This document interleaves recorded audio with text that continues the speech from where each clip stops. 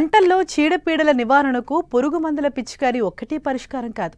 పురుగు కనబడిందే తడవుగా మందులు పిచికారీ చేస్తే పర్యావరణ కాలుష్యం పెరగటంతో పాటు రైతుకు సాగు ఖర్చు భారమై వ్యవసాయం గిట్టుబాటుగా ఉండదు.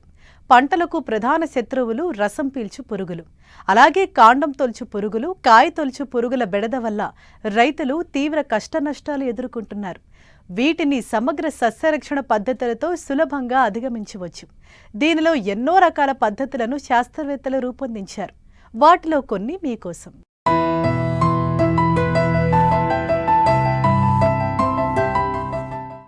పంటల సాగులో రైతుకు ప్రధాన సమస్య చీడపీడలు. వీటిని అదుపులో ఉంచేందుకు శక్తివంతమైన మందులను పదే పదే పిచికారీ చేయటం వల్ల పురుగులు వీటికి నిరోధక శక్తిని పెంచుకుని మరింతగా దాడి చేస్తున్నాయి. రసాయన మందుల వల్ల పంటకు మేలు చేసే మిత్ర పురుగులు నశించిపోతున్నాయి. దీనివల్ల రైతు అదుపు చేయలేని స్థాయిలో పురుగులు దాడి చేస్తున్నాయి. అందువల్ల సమగ్ర సస్యరక్షణ విధానాల పట్ల రైతులు అవగాహన పెంచుకోవాలి.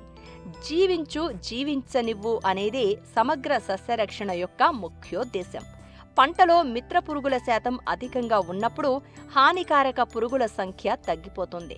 దీనికి అనుగుణంగా రసాయనాలు అవసరం లేని అనేక విధానాలను శాస్త్రవేత్తలు రూపొందించారు. వీటిలో జిగురు పూసిన అట్టలు, లింగాకర్షక బుట్టలు, ఎర్ర పంటలు అనేకం ఉన్నాయి. వీటి ద్వారా పురుగు ఉధృతిని తెలుసుకుని అవసరాన్ని బట్టి చర్యలు చేపట్టవచ్చు.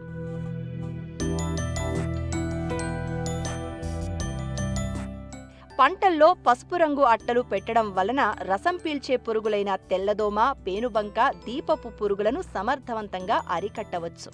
ముఖ్యంగా కూరగాయలు, వాణిజ్య పంటైన మిరప, వివిధ రకాల పండ్ల తోటల్లో ఇది మంచి ఫలితాలు అందిస్తోంది. ఎకరాకు 10 నుండి 20 వరకు ఈ జిగురు పూసిన పసుపు రంగు అట్టలను పెట్టుకోవచ్చు.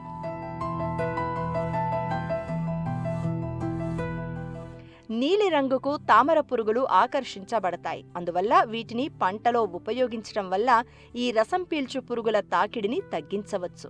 ముఖ్యంగా మిరప, ఉల్లి, అపరాలు పండ్ల తోటల్లో ఎక్కువగా ఉపయోగిస్తున్నారు.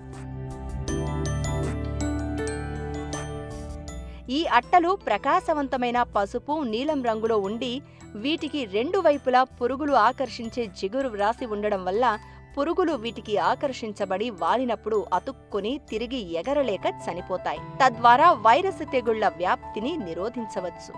ఈ జిగురు ఎరల వల్ల ముఖ్యంగా పంటల్లో ఎలాంటి రసం పీల్చే పురుగుల ఉధృతి ఎక్కువగా ఉందో గమనించి వాటిని అరికట్టడానికి ఎటువంటి చర్యలు చేపట్టాలో తెలుసుకోవచ్చు.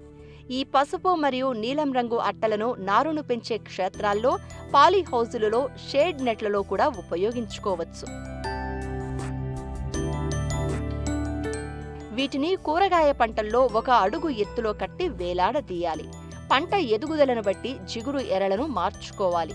అలాగే తోట పంటల్లో కొమ్మలకు లేదా చెట్ల మధ్యన వెలుతురు ఉన్న ప్రదేశంలో కర్రలకు కట్టి వేలాడదీయడం ద్వారా వైరస్ తెగుళ్ల వ్యాప్తికి కారణమైన రసం పీల్చు పురుగులను తగ్గించవచ్చు. ఈ జిగురు అట్టలు ఎకరానికి 10 నుండి 12 అట్టలు సరిపోతాయి. వీటి యొక్క ధర ఒక్కొక్కటి 15 రూపాయలు ఉంటుంది.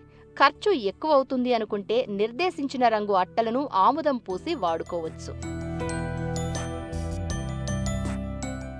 వరి, పత్తి, మొక్కజొన్న, కూరగాయ పంటలకు హానికరమైన కాయ తొలుచు పురుగులు, కాండం తొలిచే పురుగుల నుండి పంటను కాపాడేందుకు క్రిమి సంహారక మందులు పరిష్కారం ఒకటే కాదు, వీటి ఉనికిని లింగాకర్షక బుట్టల ద్వారా తెలుసుకోవచ్చు.